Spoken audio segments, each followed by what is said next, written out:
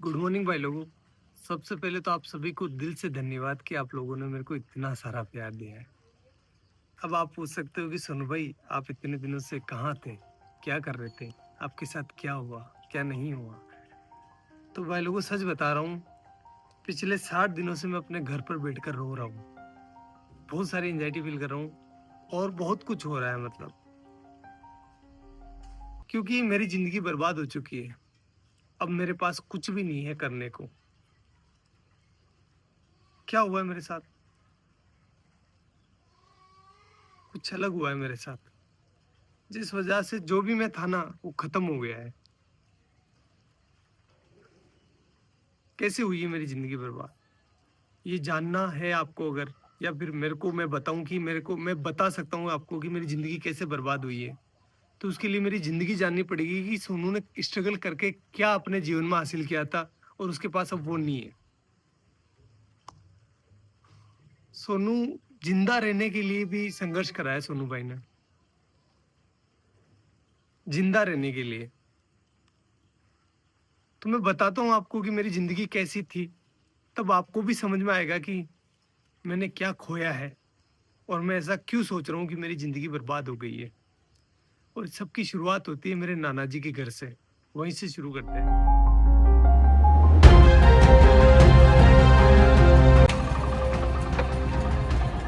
Guys, ये है मेरे नाना नानी का घर, जहां पर मेरा जन्म हुआ था। चलो अंदर चलकर देखते हैं कौन कौन है।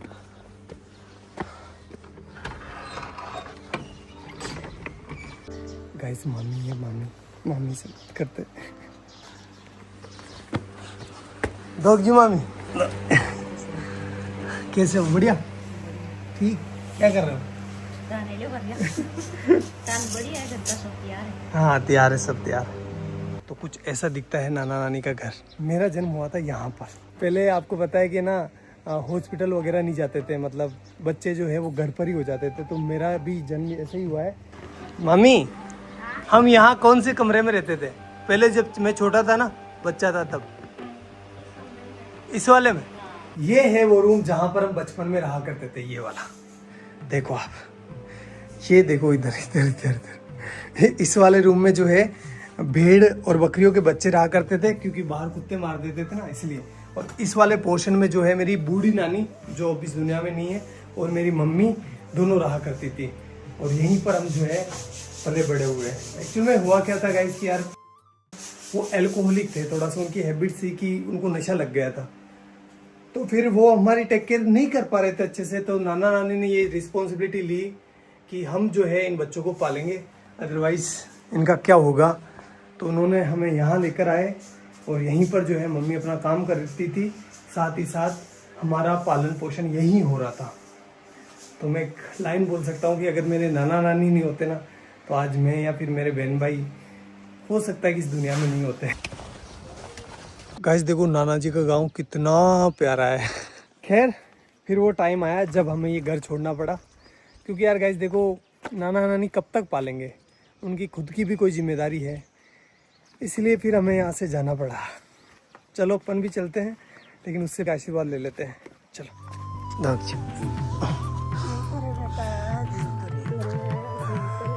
ये मेरी नानी है, आपको बाद में बताऊंगा इनके बारे में भी। और अपने गांव आते ही हमें घरेलू परिस्थितियों के कारण अपने घर नहीं घुसने दिया गया, इसलिए हमने बड़े पापा की कोठी का चुनाव किया। म्याऊ म्याऊ।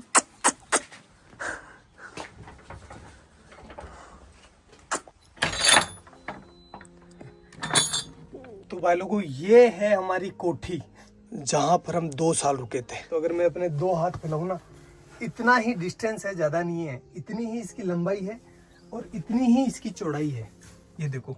और हाइट आप देख सकते हो, बस इतना ही है। मेरी हाइट थोड़ी कम है, इस वजह से यहाँ पर जगह भी कम रह गई थी। केवल यहाँ पर एक छोटा सा मचान बिछाने के लिए जगह थी।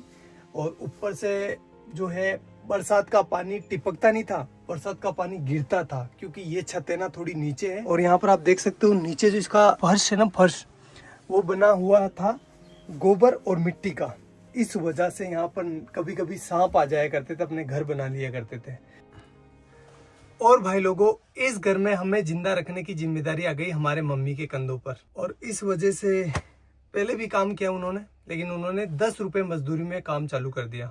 10 रुपए में से 5 रुपए के वो हमारे लिए चावल लेकर आती थी। मैं लेकर आया हूँ आपको बताने के लिए कि उस टाइम कितने चावल आते थे। इतने चावल आते थे 5 रुपए के। तो इन चावलों से वो हमारा पेट भरती थी, तीनों बहन भाइयों का सॉरी, और खुद भूखी सो जाती थी कि मेरे बच्चों का पेट भर जाए, बस बहुत है, मैं तो निकाल लूँगी रात। और हम ना समझते उस टाइम, तो हम नहीं समझ पा रहे थे कि हमारी माँ जो है वो भूखी सो रही है। हम तो बस अपना पेट भरने का ध्यान दे रहे थे। लेकिन मेरी मम्मी जो है उस टाइम बिना कुछ खाए भूखी सो रही थी। एक जो कटोरी होती है आटे की, उसको संभाल के रख रही थी कि जब बुरा टाइम आएगा तो मैं अपने बच्चों को खिलाऊंगी। खुद कुछ नहीं खा रही थी, एक टाइम खाना खाती थी पूरे दिन में वो, और कंटिन्यूस काम कर रही थी वो।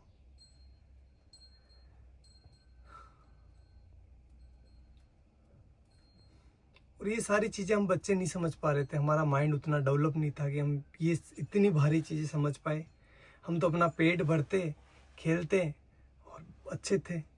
मम्मी को ही पता है कि वो हमें कैसे जिंदा रख रही है।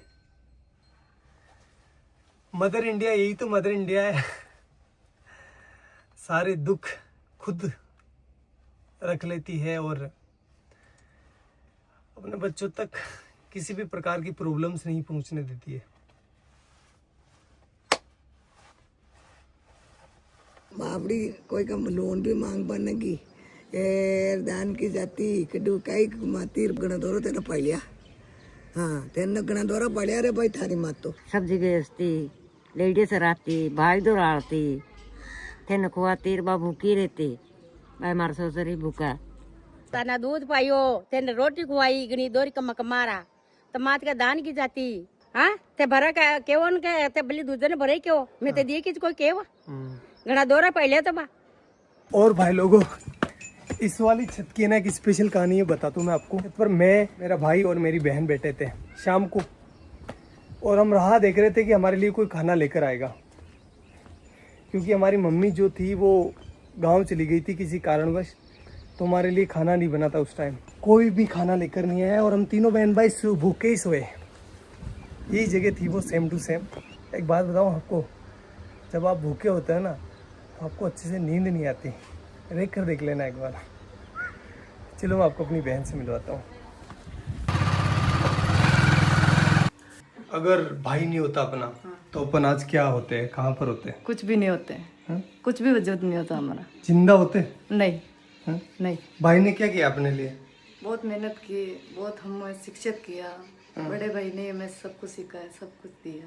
गाइस बात है 2008 की, जब मेरा बड़ा वाला भाई इस पीछे वाले स्कूल में पढ़ाई करता था। उस टाइम हुआ क्या था, कुछ शरारती बच्चों ने स्कूल की घंटी जो बेल होती है उसको छुपा लिया था, और उसका सारा इल्जाम मेरे भाई पर लग गया। भाई को स्कूल से सस्पेंड कर दिया गया। देन हमने जैसे तैसे कर करा के भाई का एडमिशन जो है वो बाहर की स्कूल में करवा दिया, जहाँ पर वो कुछ किराया देकर स्कूल चला जाता था। 2 रुपये लगते थे शायद उस टाइम किराए के, या 1 रुपया लगता था, आई डोंट नो फुली। फिर कुछ समय बीता, उसके बाद मैंने और मेरी बहन ने 5वीं क्लास पास कर ली, और हम जब 6ठी क्लास में यहाँ पर एडमिशन लेने आए तो हमें बोला गया कि आपके भाई ने जो घंटी छुपाई थी उसको जो है आपको भरना पड़ेगा, अदरवाइज़ आपका एडमिशन नहीं होगा। तो उस टाइम 350 रुपये, 360 रुपये जो है उस घंटी के देने थे। 1 महीने से ज़्यादा टाइम लग गया 360 रुपये का जुगाड़ करते करते, इसलिए उस साल हमारा एडमिशन नहीं हो पाया, और यहाँ पर जो है एडमिशन बंद हो गए। अब घर वाले हमें किराया देकर किसी दूसरी स्कूल नहीं भेज सकते थे, क्योंकि वो अफोर्ड नहीं कर पाते उस टाइम, और हम छोटे बच्चे थे तो किसी दूसरे गांव भी स्कूल नहीं जा पाते, क्योंकि दूर था ना। हमारा गांव काफ़ी बड़ा है, तो हम दूसरी जगह अगर जाएंगे ना तो हमें कम से कम 3-4 किलोमीटर जो है पैदल चलना पड़ेगा। तो छोटे बच्चे थे तो नहीं हो पाया वो सारी चीज़, और हमारा 1 साल पूरा बर्बाद हो गया। फिर मेरे बड़े वाले भाई ने एक भारी डिसीजन ले लिया, और उसने अपनी सारी पढ़ाई छोड़कर, अपनी सारी ज़िंदगी दांव पर लगाकर मेरी और मेरे बहन के लिए काम चालू कर दिया। उसने फर्स्ट काम चालू करा मंडी में। जो सब्जी मंडी होती है ना वहाँ पर। गाइस मैं हूँ अभी उस सब्जी मंडी के अंदर जहाँ से मेरा भाई सब्जी खरीदता था। 15-20 किलो वजन को अपने सर पर रखकर मेरा गांव जो कि यहाँ से 20-25 किलोमीटर दूर है वहाँ पर लेकर जाता था। वो सब्जी वो फल फ्रूट बेचता था जिससे कि कुछ पैसा आए और वो अपने बहन भाइयों का पेट भर सके, अपनी माँ के सर पर जो बच्चों का पालने का भार था उसको कम कर सके। और ये वो काम कर रहा था जब उसकी उम्र है ना 16 साल की। वो बाल श्रम कर रहा था। क्यों? क्योंकि अपने बहन भाइयों को जिंदा रख सके और उनको अच्छी एजुकेशन दे सके। घर में कई सामान नहीं रहा तो दोनों मन भाई सब्जी ले जाता, मैं दोनों जेर बेच जाता। ये वो चौराहा है जहाँ पर मेरा भाई सब्जी लेकर उतरता था और उसे एक एक घर बेचने जाता था। चलो मैं आपको दिखाता हूँ कि वो इतना सारा वजन लेकर कितना पैदल चलता था।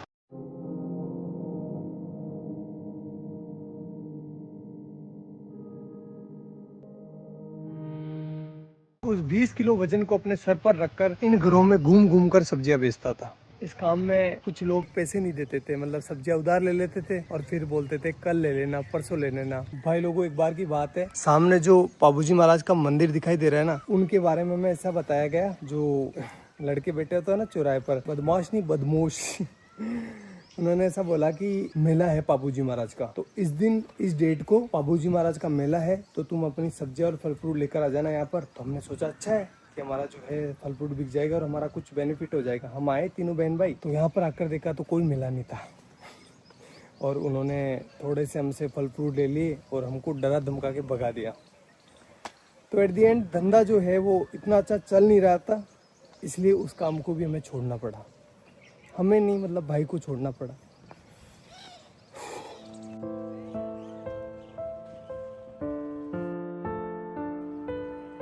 और गाइस फिर मेरे भाई ने खिलौनों की दुकान पर काम चालू कर दिया, जहां पर उनकी सैलरी थी 50 रुपए पर डे, यानी 1500 रुपए पर मंथ।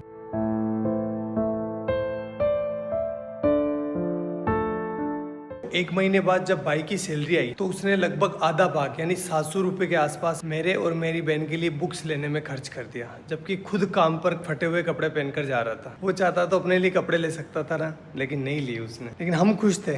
क्यों खुश थे? क्योंकि पहली बार रजिस्टर आया था, पहली बार हेल्प बुक आई थी, अब हमारे भी अच्छे दोस्त बनेंगे।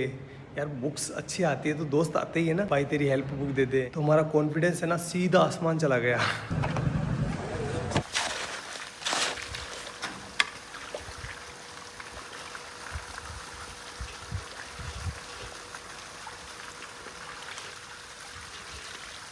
भाई लोगों अब मेरी बारी थी, जो भी मैंने लिया है ना उसको वापस रिटर्न करने की, इसलिए मैं काम करने लग गया। साथ ही साथ अब बड़ा हो गया था, इसलिए मैं अजमेर वाली स्कूल में जाने लगा बस से, और वो भी साइंस बायो पढ़ने। तो बताता हूँ मैं आपको ये मैंने कैसे किया। गाइस ये जो सामने सीमेंट की फैक्ट्री देख रहे हो ना, इसकी दीवार बनाई है ये वाली, ये गाइस ये मैंने अपने हाथों से डलवाई है। अब तो खराब भी होने लग गई, बताओ ये। भाग भाग सोनू भाग भाग भाग भाग। गाइस अब तो मैं भाग भी नहीं पा रहा हूँ। पहले ना इतना दूर, लगभग ये होगा 600 मीटर दूर, एक पूरा सीमेंट का कट्टा जो कि 50 kg वेट का, यहाँ पर पटक कर अपने कंधे पर, और एक साइड जो है ना वो चिमनी लगी हुई है, वहाँ से लेकर उस वाले कोने से जहाँ से अपन आए थे ना वहाँ पर लेकर जाता था। अरे भगवान, इसका ठेकेदार इतना खड़ूस था। जब मैं बोलता था ना, मैं छोटा था तो दर्द तो होता है यार, 50 किलो का कट्टा लेकर जाता था तो पेन हो रहा था मेरे को। तो मैंने बोला सर कि मेरे से ना ये लेकर नहीं जा पा रहा हूँ मैं इसको। तो बोला कि काम पर क्यों आया है, पैसे किस बात के मिलेंगे, ऐसे बोलते थे। करना पड़ता था भाई। तो ये वाला काम तो मेरे को ज़िंदगी भर याद रहेगा, क्योंकि वो सीमेंट के कट्टों ने मेरी रीढ़ की हड्डी में प्रॉब्लम कर दी। गाइज ये जो आप बिल्डिंग देख रहे हो ना, ये हमने बनाई है एक मजदूर के तौर पर। और गाइज ये वाली जो टंकी आपको दिखाई दे रही है, ये नहीं बनवाई है। हाँ ये जो दीवार आप देख रहे हो ना, ये सब कुछ। भाई लोगों भैंस चराते टाइम बायोलॉजी पढ़ने का मजा ही कुछ अलग होता है, क्योंकि एग्जाम्पल यहाँ पर सामने होते हैं।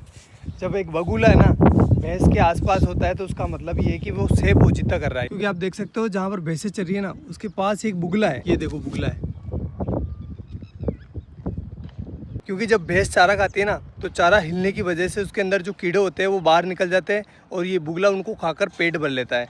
ये दो जीवों का एक संबंध है, जिसमें एक को कोई भी घाटा नहीं होता और दूसरे को फायदा हो जाता है। प्रेरित धाराओं से उत्पन्न होने वाले चुंबकीय क्षेत्र का मान सदैव इस प्रकार होता है कि वो उन कारणों का विरोध करता है जिसके कारण इसकी स्वयं की उत्पत्ति हुई है। अरे डब डब डब, डब जा।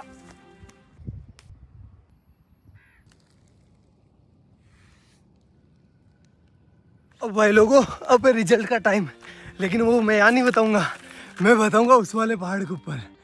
तो चलो चलते हैं। अरे काटे काटे है तो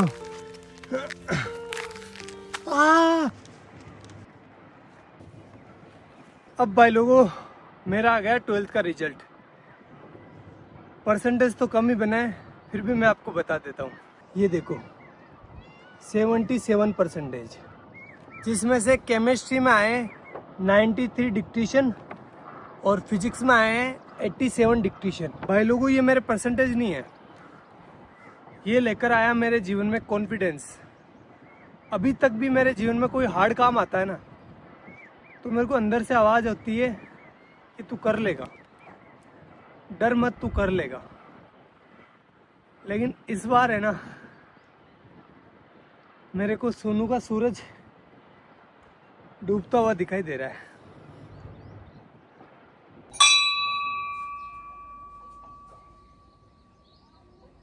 भाई लोगों, अब मैं टीचर बन चुका था, चलो क्लास लेकर आते हैं। हाइजेनबर्ग का अनसर्टेनिटी प्रिंसिपल, जिसके बारे में अपन बात करने वाले हैं। ठीक है, चलो बताओ कहाँ पर जाकर गिरेगा।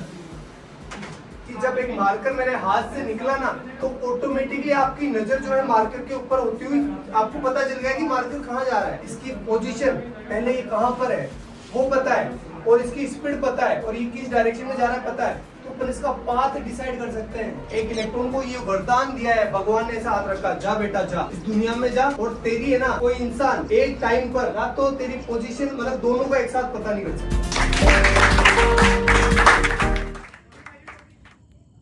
फिर ऐसे करते करते मैं टीचर बन गया, और मेरे पास बहुत काम था। 3-4 कोचिंग ऑफलाइन जाता था, 1-2 ऑनलाइन थी, मतलब मस्त। और जो भी चीज़ें मैंने अपने परिवार के लिए सोची थी, भाई के लिए, मम्मी के लिए, वो मैं कर रहा था अच्छे से, कोई दिक्कत नहीं थी। उसी टाइम मेरे पास आया भैया का कॉल सीधा टीम से भैया का कॉल। इतना खुश हो गया था मैं यार, भैया का, इतने बड़े आदमी का कॉल डायरेक्ट आया था मेरे पास। तो फिर भैया का कॉल आया, और भैया ने बोला मेरे को, सोनू यार हमारे यहाँ पर है ना एक साइंस की लड़के की डिमांड है, तो तू आ सकता है क्या। मैंने बोला ठीक है भैया, मैं कर लूँगा, कोई दिक्कत नहीं है। तो फिर मैंने वहाँ पर मतलब ऑफिस में पार्ट टाइम जॉब चालू कर दिया। 2-3 घंटे के लिए जाता था, केमिस्ट्री से रिलेटेड और फिजिक्स से रिलेटेड, मतलब ऑल ओवर साइंस का काम मैं संभालने लगा। और ऐसे करते करते करते करते 2 महीने निकले। 2 महीने के बाद भैया ने आगे से बोला मेरे को कि सोनू तो ऐसा कर, फुल डे ज्वाइन कर ले, सारा दिन काम कर, और पॉसिबल है तो कर ले।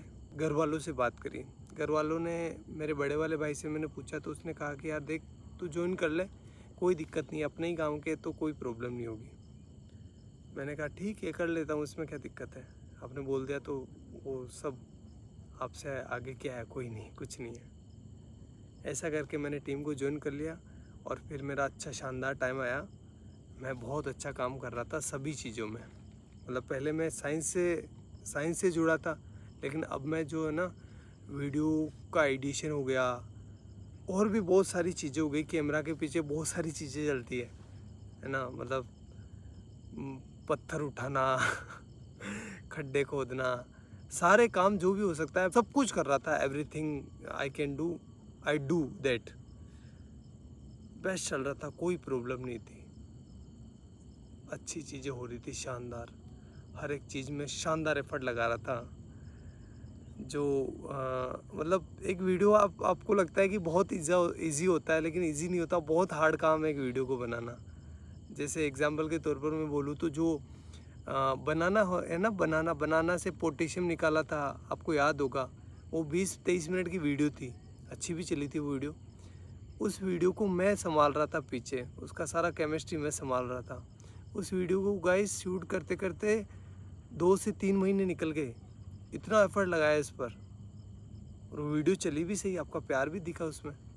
तो ये तो एक एग्जांपल है, बाकी बहुत सारे काम किए, जैसे डायमंड वाला, और भी बहुत सारे साइंस के सारे प्रोजेक्ट थे ना, वो मैं हैंडल करता था बिहाइंड द कैमरा, और चीज़ें अच्छी चल रही थी, मतलब कोई दिक्कत नहीं था, सब कुछ शानदार था। मैं सारे कंपनी के रूल एंड रेगुलेशंस फॉलो कर रहा था, मेरी अटेंडेंस की भी कमी नहीं थी, हर एक चीज़ बेस्ट थी। और मैं भैया की इतनी रेस्पेक्ट करता हूँ, आज भी करता हूँ, कि भैया के सामने कभी ऐसा टाइम था मैं चेयर पर नहीं बैठता था। मतलब मुझे लगता था कि नहीं, मेरी औकात नहीं इनके बराबर बैठने की। और आज तक मैं उनसे हैंडशेक नहीं करता। जब भी वो कुछ अच्छी चीज़ करते ना तो वो हैंडशेक करते थे।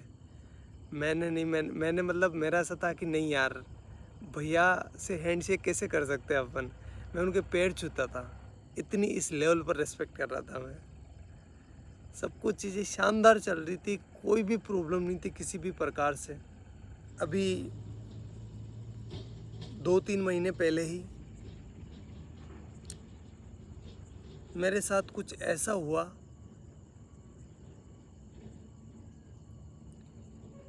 कि मैं अब आपको बता नहीं सकता। मैं पता नहीं कौन सी ज़िंदगी से निकल के आया हूँ, मेरे ये दिन कैसे निकले हैं मैं ही जानता हूँ।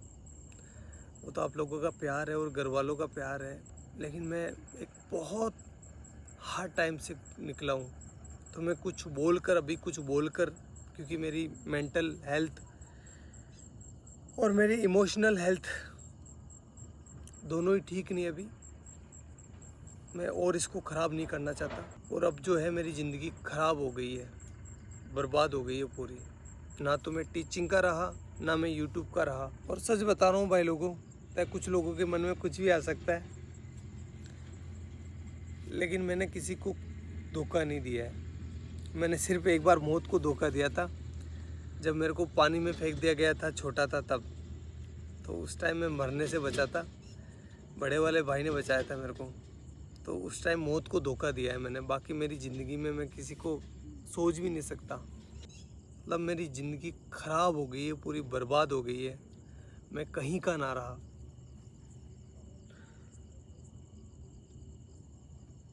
लेकिन घर वालों को वो चीज़ें नहीं दिखा सकता मैं। वो मेरी वजह से परेशान हो रहे थे, और आगे से मैं रहूँगा भी नहीं। ना तो आपके सामने रहूँगा, ना घर वालों के सामने रहूँगा। और साल भर तक मैं ट्राई करूँगा, अगर मेरे से ये हो जाता तो ठीक, अदरवाइज़ मैं जो है वापस अपने एजुकेशन फील्ड में चला जाऊँगा। और साथ ही जो है अपनी एजुकेशन को भी सुधारूँगा। और साथ ही ये करके देखना पड़ेगा, सिचुएशन ऐसी हो गई है कि मेरे को करना पड़ेगा, क्योंकि मैं क्या करूँगा अब। और आगे आने वाले टाइम में बताऊँगा मैं आपको कि मेरे साथ क्या हुआ है, लेकिन अभी मेरे को माफ़ करना, मैं नहीं बता सकता। मैं वापस वो डार्क टाइम नहीं देखना चाहता। आगे जाकर बताऊँगा, मैं पक्का बताऊँगा, लेकिन अभी नहीं। हाथ जोड़कर रिक्वेस्ट है।